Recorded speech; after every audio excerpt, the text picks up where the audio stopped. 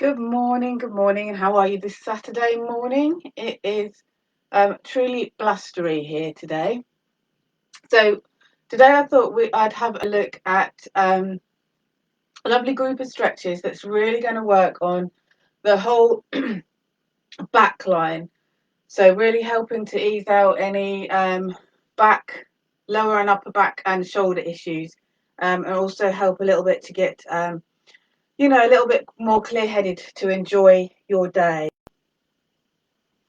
So let's make a start on sorting my socks out. Let's make a start by coming to sitting, and you'll want to use your rolled up towel or your half dome to make sure that you are sitting aligned. And you want to be able to place your feet against a wall. Now, if you haven't got a wall handy or a door or a cupboard, then you can use a yoga strap or a scarf to pop around your feet and hold it tight, because what we want is to have your feet and not having the ability to point. They want to be pushing against something, so you get the benefit of this stretch. So we're going to start this stretch at the beginning now, and just feel how where you've got any stiffness or tightness, and this will show up all the way down your back and down your legs as well. And then at the end we're going to come back to this stretch just so we can have a look and see any differences between the beginning and the end. So you're just simply going to bend forward, just allow your head to hang, and you're not trying to stretch. There's no stretching to touch your toes or anything. Just lay your hands on your legs and just see where you're feeling any tightness and tension this morning. This is a lovely stretch in itself anyway, but it can also be used as a good benchmark. So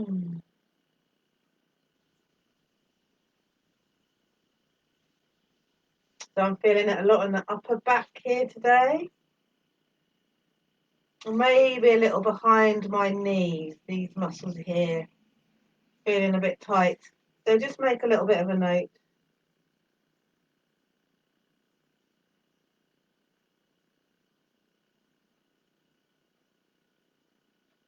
And just take time to take a nice couple of big deep breaths here.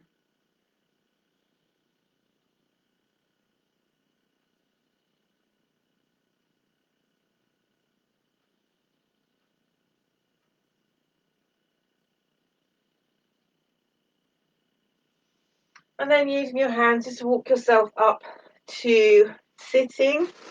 Let's do these ones sitting to start with. So I just want you to think about, we're going to look at the head position to start with. So I want you to imagine that you have got a nice big collar like I have. And can you just assess where your neck is just as you sit normally? How far away is it? And whereabouts, if you drew a line from your ear, where would it land? And what we're looking at is to have the, because we're always looking forward, driving, reading, compute everything, we tend to let our head have this natural hanging position, and it tends to start creating a rounded back and that kind of slumped over look that so many people have. So we're just going to think about correcting that, because that's putting quite a lot of strain down the whole of the spine here onto and on the lower back. The head's the heaviest part, so if that's always hanging down and not supporting itself or not supported properly by the neck, then you're always going to be pulling on those back muscles. So I want you just to think about, so there's two things. You can either think about your collar and bringing your neck into the collar. Now, not tilting your head back, but taking your whole neck back. Can you feel it's a different feeling from doing that to pushing your head back into this upright position? And you'll feel immediately nice and tall. Your ear now should come over your shoulder. Now make sure that your chin is not poking up. We want your chin to be level. So many times I see people looking like this naturally, and it's putting so much pressure on the vertebrae in your neck and further down, and that's where you get that compression, that really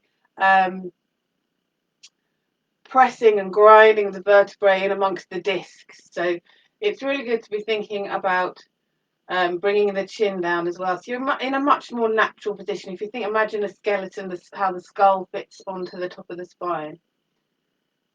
So this in itself, although it's just setting yourself up in alignment, it's a really good exercise. If you've been on the computer for a long period, your head's swimming, your eyes are hurting, your back's hurting, just bringing yourself into this, a better head position is just going to help so much. And then from here, if you just think about dropping your chin to your chest, you can feel that you're getting a delicious, like a nice stretch up your back and your neck. It's so much different to doing a stretch from a head poked out position. So let your head poke out and then drop your chin to chest. Feel where the stretch is, or feel that it, for me, it puts so much pressure down here on the back. Bring yourself back into alignment, so chin in neutral. Bring that ear over the chest, then drop your chin to your chest. Can you feel how different that stretch is? It's really important. I feel it's really important to do the stretches in different places so you can feel the difference and feel why being mindful of your form, your alignment, your posture as you do each exercise has so much benefit. And you can feel which muscles you're actually working. You can build up your own picture of your body this way. Okay, and so we were talking about this. Were we talking about this last week? About the difference between lifting your head up by using your chest, lifting your head up by using your vertebrae, and lifting your head up by using the muscles in your back. So look, let's have a look at the two different ways. You can use your chest. If you're looking down at look down at the ground. If you want to look straight ahead, you can lift up with your chest. Feel your chest moving and poking out, pushing forward. You can feel that getting warm. You can feel that pressure in your lower back. And for those of us working on pelvic floor issues, then you're also putting pressure on the pelvic floor.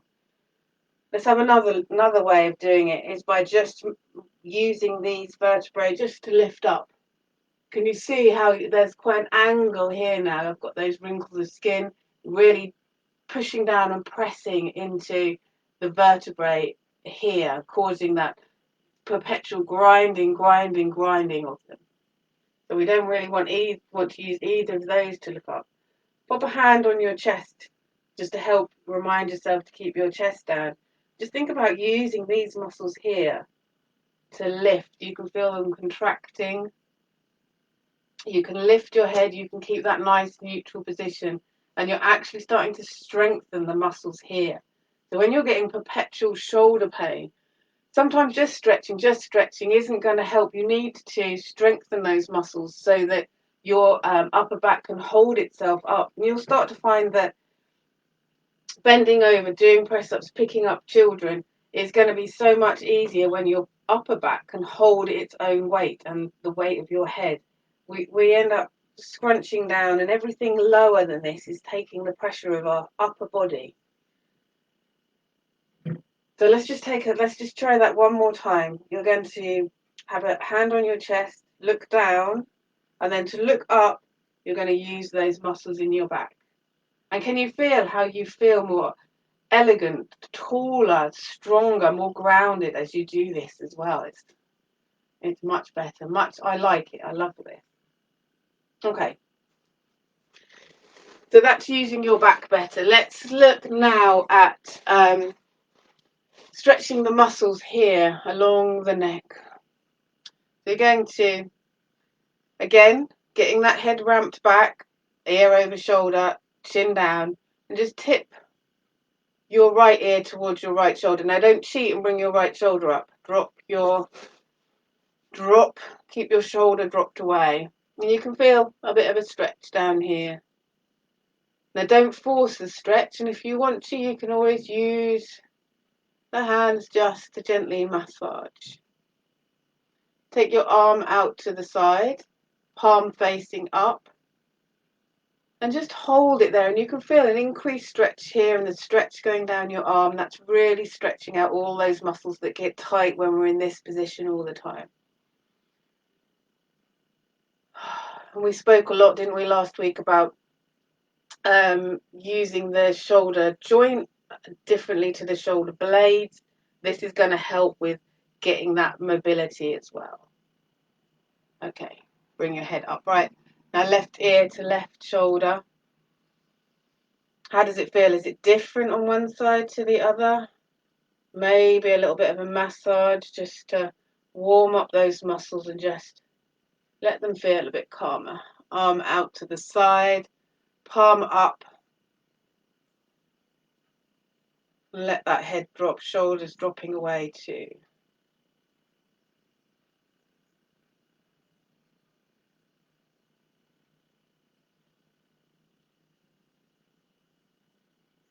Now you can really explore with this exercise. We're not going to do it quite so much today, but if you drop your right ear to your right shoulder and bring your arm out, you can start to gently move forwards and back, up and down in circles, and find, those tight spots, the sticky spots that you might need to work a little bit more on. And it's only little movements. It's just exploring that joint, getting used to feeling this joint, these muscles working. Where are they more comfortable? Which range of motion are you not using quite so much? And let's try that on the other side. Again, just a little bit of reposition. Where's the neck? Ear over shoulder. Don't let that chin poke upwards. Bring the chin in. Left ear, left shoulder. Make sure that left shoulder doesn't creep up. And just explore some movements here. It's really interesting the more time you spend doing this, even if you only do this for a couple of minutes each day, the amount of more mobility you get. It's, little and often gets more results than just spending lots of time, or as much as spending lots of time. I don't have a lot of time always to spend on this, but sometimes it's nice when you're having a break just to have a little bit of an explore. And it's different both sides, isn't it? Come up and rest. Interesting how the difference on both sides of where the sticky points are. So just sit for a minute, just feel the difference now in your upper area to when you started. Head a little bit clearer, feel a little bit longer in the neck and the shoulders and the arms. The breathing a little bit easier. Okay, so let's just do a little bit of head circling. So again, thinking about your head position, drop your chin to your chest, and we're gently going to circle the head. Now, it's important to do this slowly, to do it mindfully and controlled. We're only going to do it twice one way, and then take it back the other way. Much clicking, much clunking, much grinding. Sometimes there's a huge grinding noise where those muscles of that joint is not usually used to working quite so much. Okay, I'm trying to keep to my okay, brilliant. Right, so we've worked the upper section of our bodies. Now let me get so that you can see me. We're going to adjust the camera. That's probably the easiest thing to do.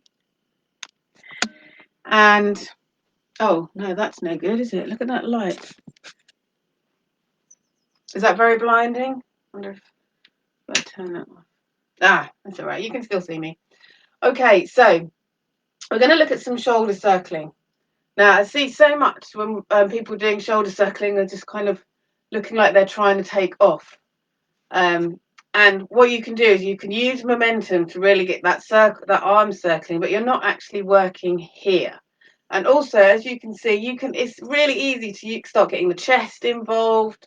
We don't want to be doing that. We want to just work on the arm, on the shoulder joint. So right arm, let it hang by your side, palm facing in. Keeping a hand on the chest if need be, so you can keep that chest down. Arm up by your ear. Turn the palm outwards and then circle backwards. Work on keeping your chest facing forwards and not rising. You come back and your palm should be facing your thigh again. So take that arm up. And just how interesting is it? You get to a certain point and your chest is like, oh, I can help, I can help. Just get that shoulder working. Okay. Now, I tend to only go backwards because we spend so much time in this position. We have much more mobility forwards. So I tend to just only work going backwards because just for now, because I think it's easier that we're looking at working muscles and joints opposite to what we normally do.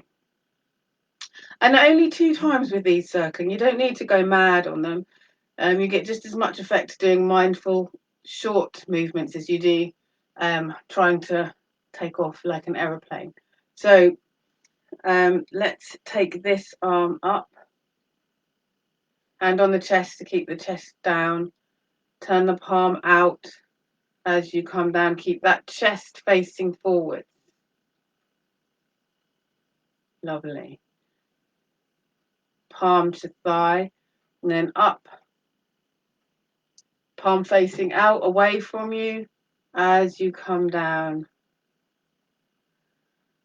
And breathe. And how does that feel? It's really nice. I like to have a sort of check-in afterwards to see what things have changed.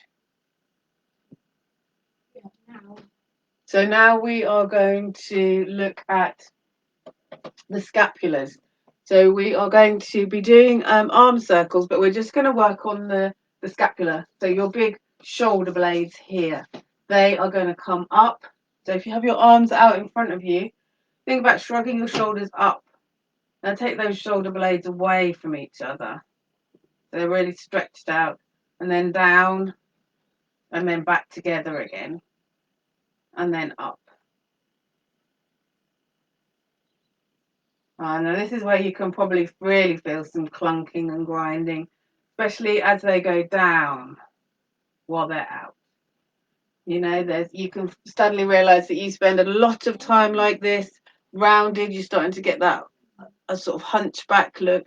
This is really going to help to open and stretch those muscles so that you are starting to be able to lengthen the space in between your shoulder blades. And again, you only need to do twice. I've done loads because this is one of my favourite exercises. I'm quite like to see how much or little my clunking has changed as I do these every day.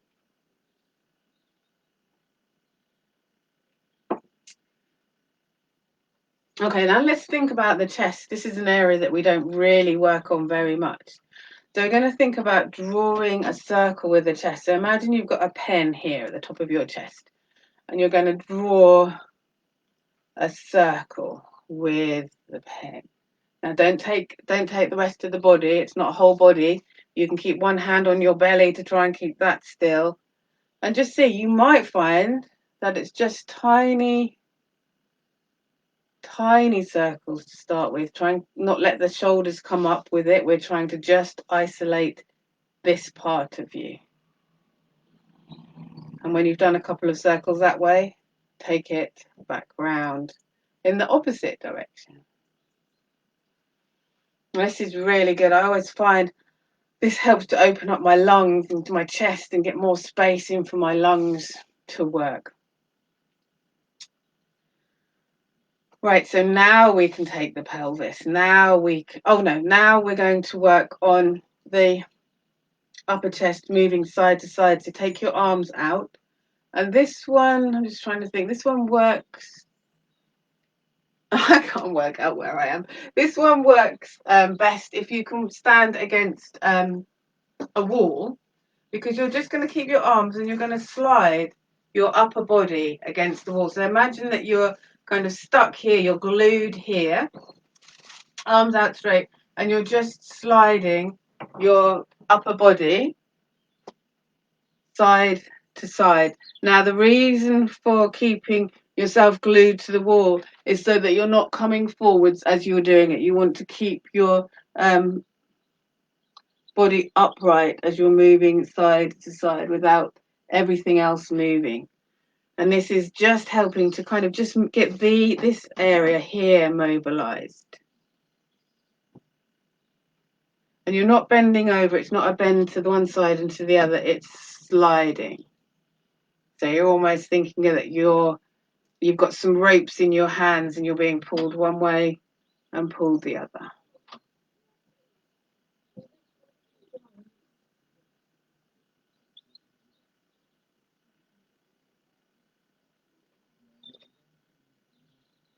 I don't know whether you can hear all the noise.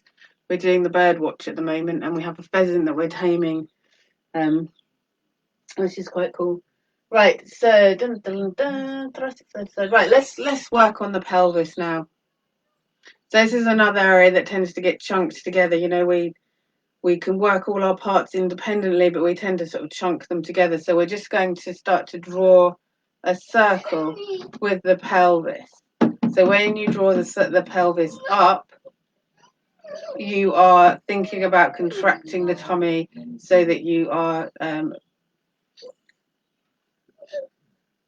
creating a circle. Imagine that you've got a pen here that you're drawing a circle with. You're contracting your tummy to bring the pelvis forwards, out to the side, and sticking the bum out to draw the circle behind you.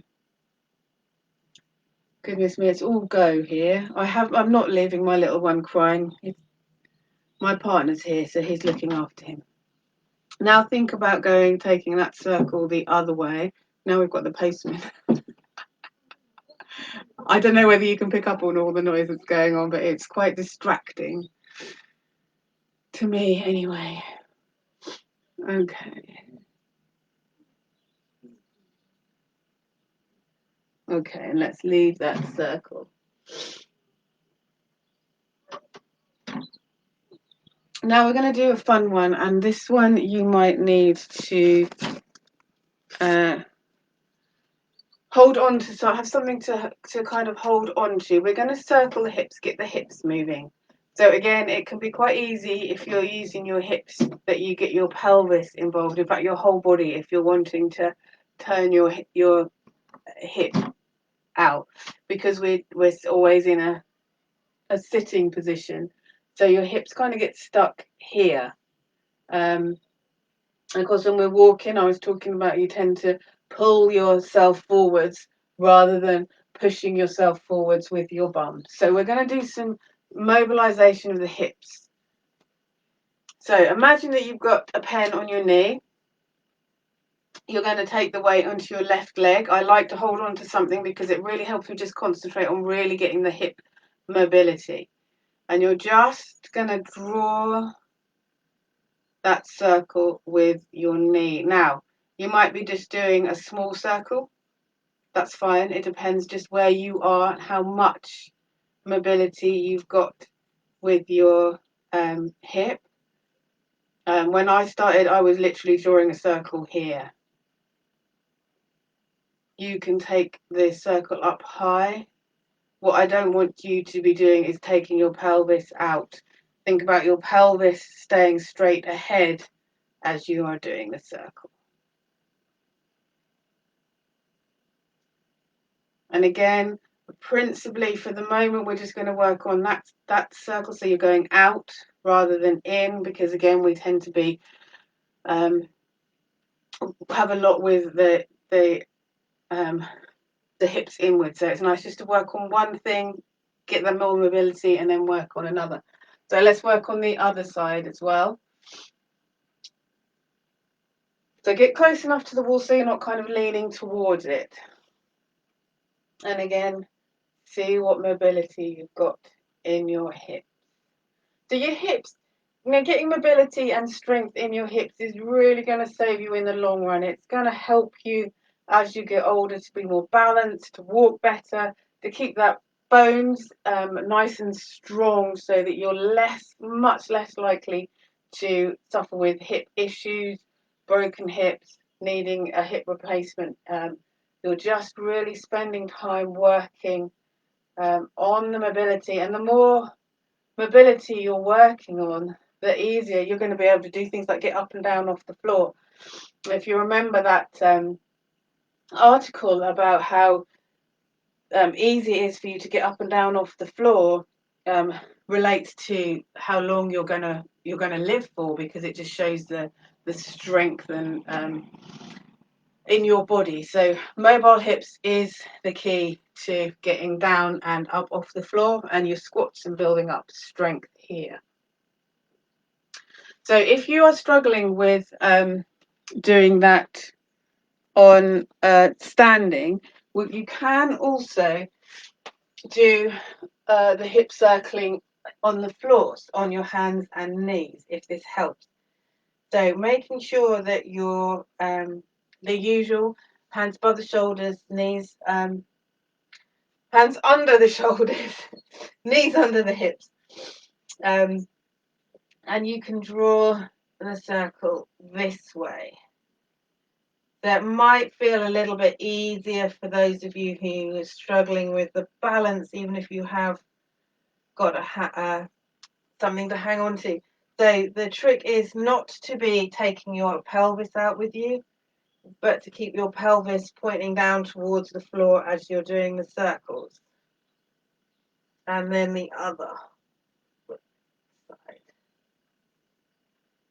This is all about, all this body work is all about working where you are, listening to your body, what your body needs, what is more effective for you, rather than having a goal of this is what I need to be doing. And all the circling ones we've done, they're called CARs, they're called controlled articular rotations, that's the posh name for them.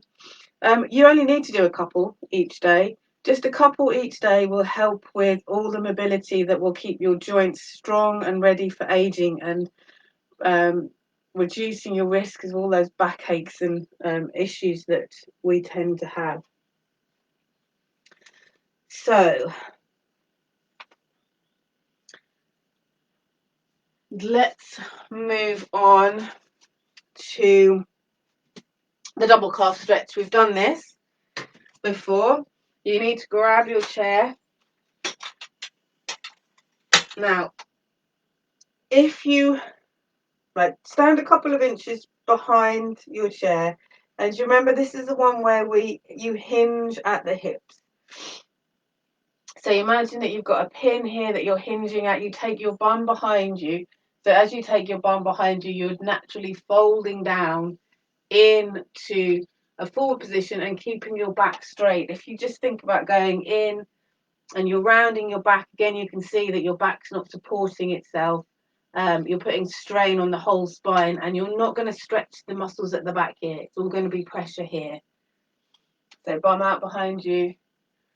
And again, if you find going down this low is too much, then either put cushions and bolsters on, or use the back of the chair or back of the sofa or a tabletop, something to get you a little bit higher. You're not going to do yourself any favors by coming down too low. This is a nice gentle stretch. And when you're here, you're just going to think about taking your tailbone up towards the sky. And you can feel, as you think about untucking your pelvis, that you feel that stretch down the back of the thighs. Now, if you're still not feeling so much stretch, then what you can do is get your rolled up towel or your half dome and do the same exercise, but with your feet up in the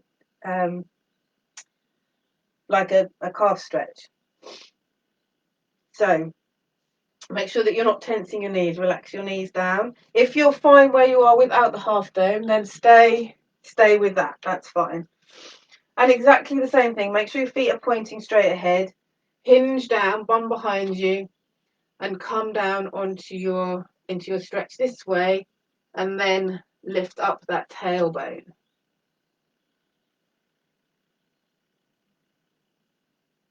So experiment. I don't want you doing it with the towel or the half dome if it's too much and you're like tensing in pain. That's not going to help you at all.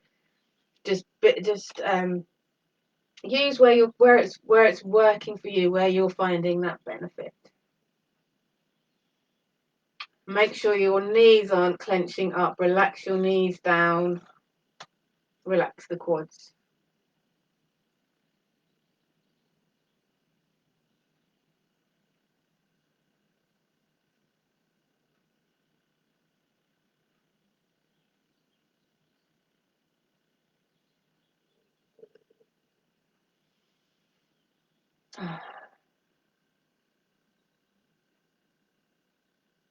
Okay, and then come the back off the half dome, and let's do some of the stretches on the inner thigh. So even though we're working down the whole back line today, these inner thighs, particularly if you're working with pelvic floor issues, it's these that are chronically tight. So working on these will really, really help to get your pelvis back in line. So taking a wide stance and bending forwards again, keeping the bum out behind you, the weight back in the heels, and you're just going to bend your right leg so your left leg is taking the stretch.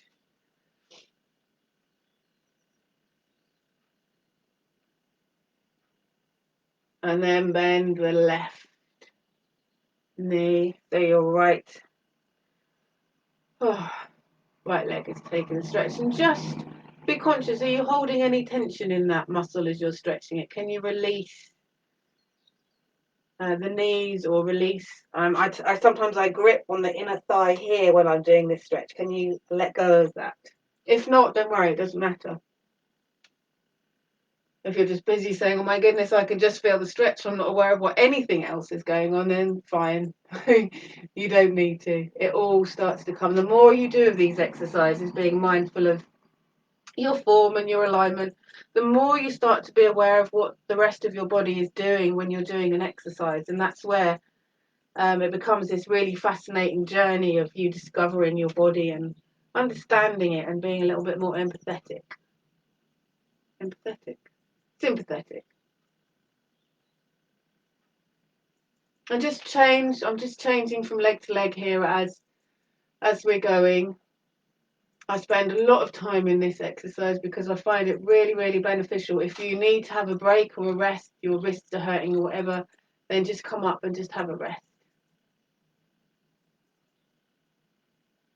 And what I find interesting as we go from side to side is that I used to feel the stretch right up the top of the thigh.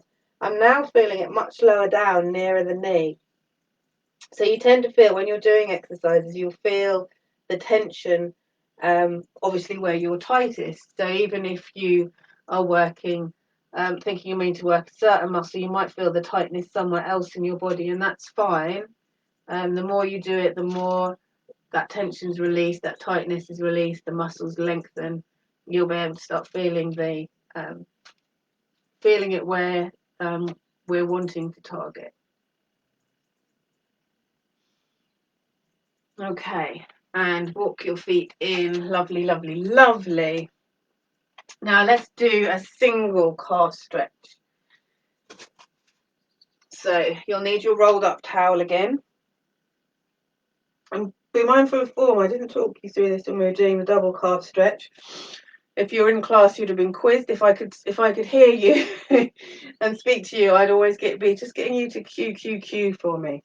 So make sure that you're standing with your feet pointing forwards, the weight back in your heels, and your feet hip width apart. So remembering, if you're drawing that line down through your leg, the center of your thighs, knees, and into your the top of your ankles there. If it doesn't dissect your knees, that's just something else to note, that you've got a knee that tends to turn in, and that might give you some clues about where your knee or hip or foot pain is coming from as well. So just something to kind of have a mental note of. And then you're just going to put the ball of the foot right on the top of the half dome, not this way, but right on the top, and then allow your heel to drop to the ground. So if it's a struggle and you're on a rolled up towel, then just unroll it a little bit so you've got less of a stretch there. And then just walk this foot forwards. Bring the weight back and see how easy it is to tip forwards because you're compensating for that tightness or the habit of leaning forwards into your feet. So just bring your weight back. Feel that stretch. Just take a breath. So how is it feeling now? Are you sort of feeling a little bit looser than when you first started this morning? No different? Head's a little bit clearer maybe, because obviously with stretching these muscles, you're also, increasing the circulation to other parts of your body, particularly your head. I find this fantastic. You get those foggy head in the middle of the day, or you wake up a little bit groggy, and you can just do some of these nice exercises and get the blood flowing a bit more. So let's move on to the left side. So again, just make sure you've got your, feet pointing forwards, weight back, hip width apart, top of the foot on the half dome. So many times I see people just doing it like this. Really make sure you've got your top of your foot on the half dome and dropping, or the towel, and then you're dropping your heel to the floor. Feel the difference if you just put your toes on there to if you put the top of your foot. You can feel there's a difference, right, in the stretching and what's happening there. Something else to be mindful of. And take your foot forward. If you want to increase the stretch, you can roll up the towel thicker. If you can't go any thicker on the towel, then you can take this leg further forwards. And again, gentle. This isn't about pushing your body out too far. You've got to find that happy point between increasing the stretch, getting that stretch, working those muscles, and the taking it so far that you're in pain and you're all crunched up because it hurts far too much. Let's do that. We'll do that once more on each side.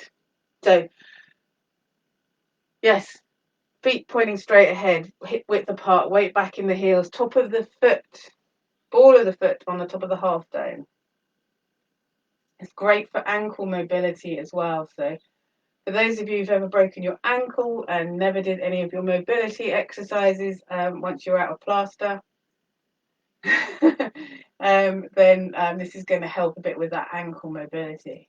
If only we knew how important it was and we talked through some good exercises, I think it might have, you might have put a little bit more of importance on it. I'm talking for me here. I broke my right ankle twice, 2 years running, consecutive years, and in my 20s. So I was out partying with a broken leg and all sorts. I'm now paying the consequences of it. So let's change to the other side.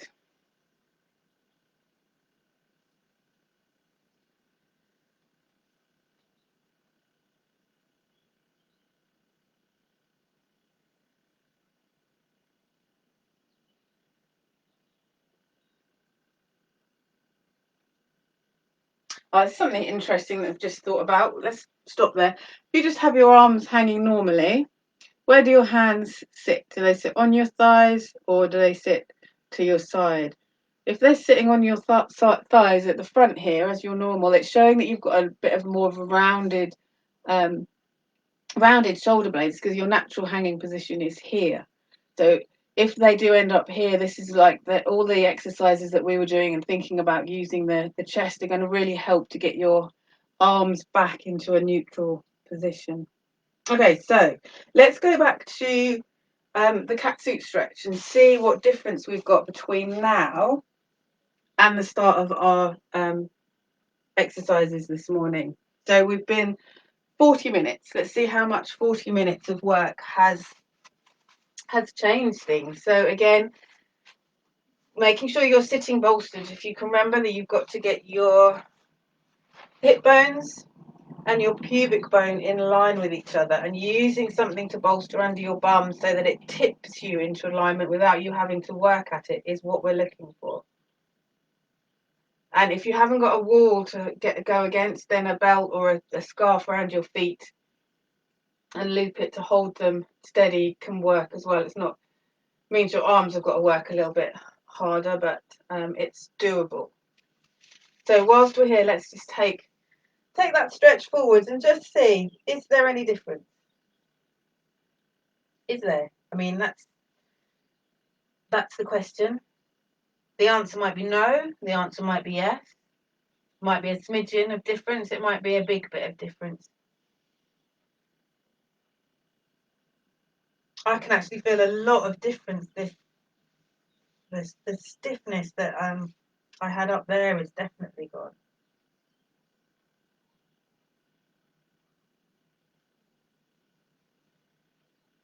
I can almost take that stretch a little bit further now. So I'm thinking again about sort of hinging from the hips and taking that stretch a little bit further. And yes, I've still got that tightness here, but it's not so much behind my knees as further up the thighs, which is interesting.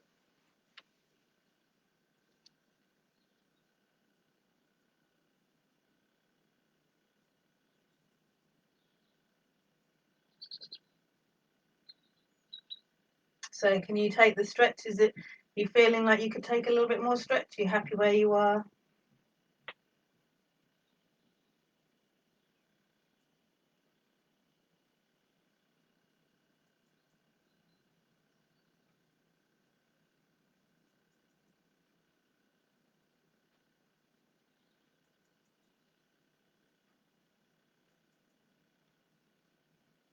Okay, and let's push ourselves back up to walking to sitting.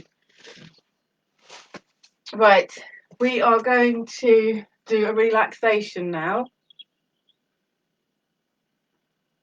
Yeah, do let me know in the comments if you've felt a difference from beginning to end and where that difference was. We're now going to do a relaxation. So if you want to get yourself comfy, I suggest you get into the psoas release position. For those of you who don't know, you're going to use some, I use a bolster, but you can use blankets and cushions to get yourself in a position that really helps to relax your whole body and also your mind as well. It really works with your parasympathetic nervous system, your vagus nerves. You're going to bolster under your shoulder blades, but leave your back, your spine free so that it can drop down. Going to make sure that you're bolstered under your head so that your chin is a little bit close to your chest. I mean, not right on it, but just close. Legs can be outstretched. And this your psoas muscle is a muscle that works with your fight and flight reflex and freeze reflex. So if you're anxious all the time, it tends to curl you up. And we've just been working on stretching and opening out all those muscles along the back. Now let's spend a bit of time with working on your psoas muscle. That also is a seat of emotions. So if you tend to have a lot of anxiety and anxiousness, that's also going to start tensing and tightening up. Just laying in this position, 5 to 20 minutes will just help to just bring a calmness, allow your body to relax, release the tension, allow your mind too to release tension. So I'd like you to get into this position for the relaxation. It works much better than bolstering the knees because bolstering the knees just supports the body in that tight psoas position. So this is the one we want to aim for. Grab yourself a blanket if you want to get really comfy. And I'm going to do a little relaxation with you now while you're in that position, just to encourage you to stay in the psoas, because I know that you get into the psoas position and then your mind starts going, goodness, I should should really be doing this job, or oh, I didn't add this to my to-do list, or oh, I've got to do this. And it can be easy to kind of jump out of that psoas release and not get the full amount of time that you need to be in there. So I've got you, I've got you trapped in this lesson, so to speak, but I've also got you to be able to be safe and to be rested. So get yourself comfy, and we are going to let me just find it so I can keep a little. I want you to just take a few big deep breaths and think about inhaling the calmness and just exhaling any stress or tension. Just allowing those thoughts to slow down. Allow yourself to feel in your body a little bit more of a relaxed, stretched and open body than you did to start with.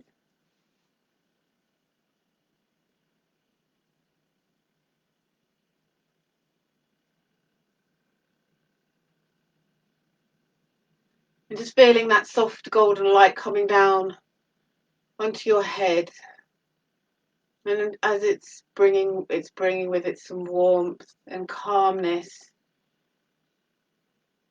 And it's just slowly flowing over your scalp. Your scalp is relaxing even more. Your forehead, your eyes and eyebrows. It's smoothing over your cheeks, and you can feel your jaw unclenching.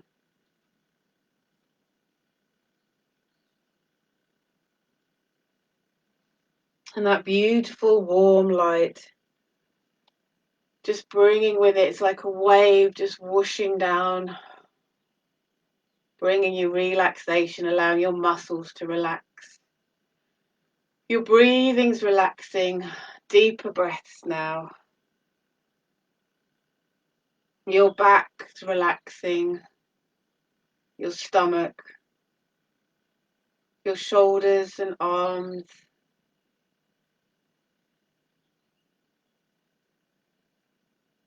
Your fingers are unclenching.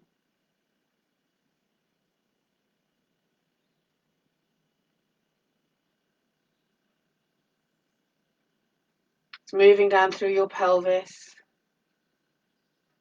And your buttocks, you can feel them unclenching, releasing. And that light, beautiful golden lights just flowing down your thighs. They're relaxing and releasing any tension. Your kneecaps are just releasing. They're not clenched up anymore.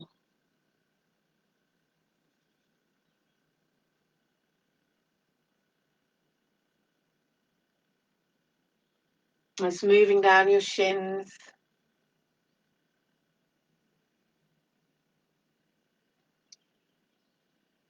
And your calf muscles.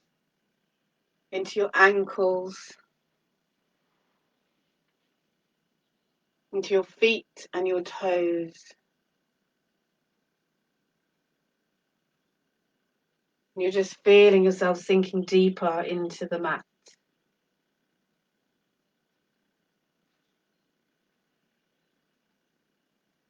You're so warm and cozy and relaxed and safe.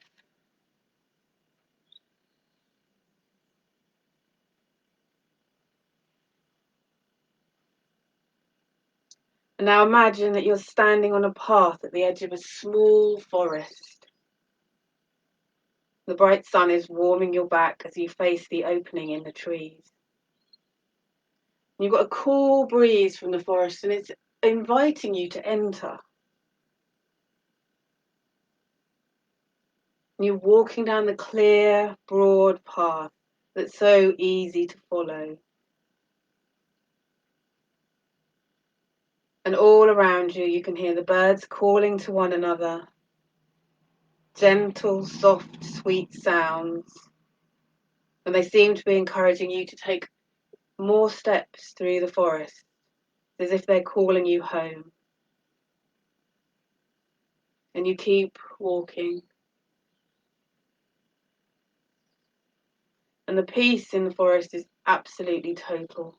You're aware of small animals around you. See rabbits and squirrels romping and playing. And you can hear the sounds of more birds hidden in the dense canopy of the forest.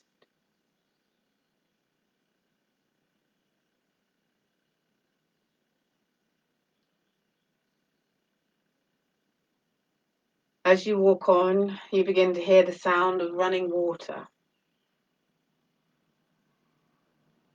You can tell the water is gentle and you walk in the direction of the sound. And as you walk, you can feel the leaves under your feet and the small branches of roots on the ground. And it feels good to have your feet touching Mother Earth. And you let the gentle voice of the water call you on.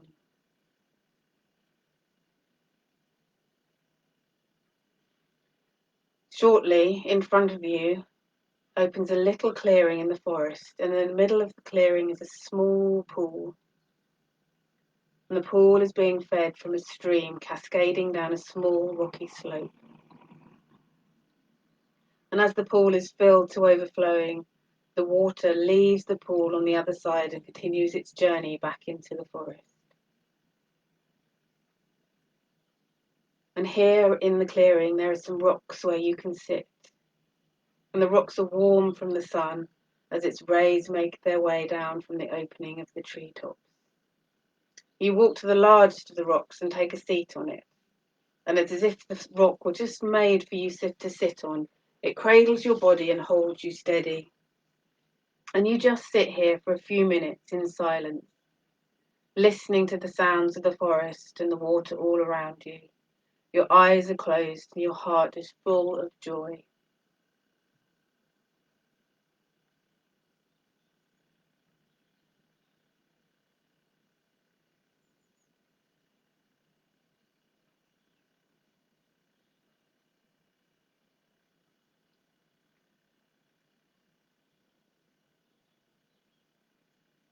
In a few moments, you begin to sense the gentle presence of another being in front of you. You open your eyes, and standing about 6 feet from you is a beautiful doe, her limpid brown eyes resting on you. She is completely at ease, and so are you. For some minutes, you just sit, looking at the creature, and she's looking back at you, full of love. And she's so calm and safe in your presence that even her ears are still. And you're so in awe of her beauty, you just sit and stare at her. And it seems that she's brought a message for you. And across the space between the two of you, she is sending you that message. And somehow you become aware of this message and you're ready to receive it from her. Open your heart now and receive her message.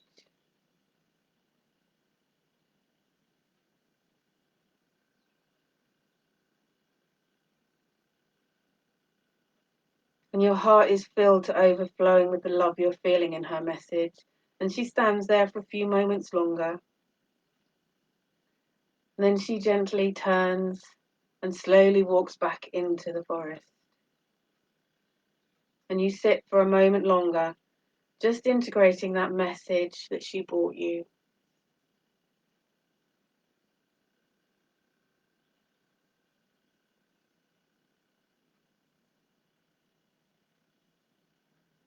And now you rise from your spot on the rock, and you move gently back onto the path and walk slowly and calmly back to the edge of the forest where you first stepped upon the path. With each step you take, you find yourself coming back into your conscious awareness. You start to notice the sounds in the room around you.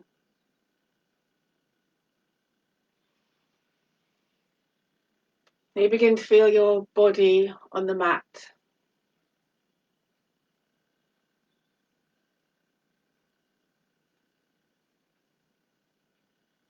You can wriggle your fingers and your toes, bringing a bit of life back into yourself.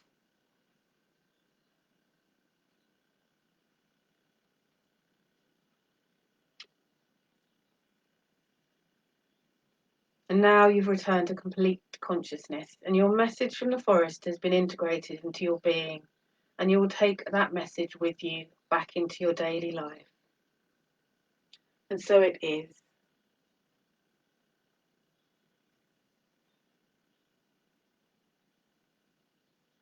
This is the hardest part of doing this online, is I can't see what you're doing, but I hope you're feeling relaxed. You can stay in your psoas position for a little bit longer, or you can gently get up and have a move around. Remember to drink plenty of water today, and I hope you have a beautiful rest of the day. And do pop in any comments of how you're feeling, or any questions you've got in the comments bar when you're ready. And if you've been watching this on replay, then just do a little hashtag replay. And I'll be doing another one of these next week, so I hope to see you there too. All right, take best of care of yourselves. Speak to you soon. Bye bye.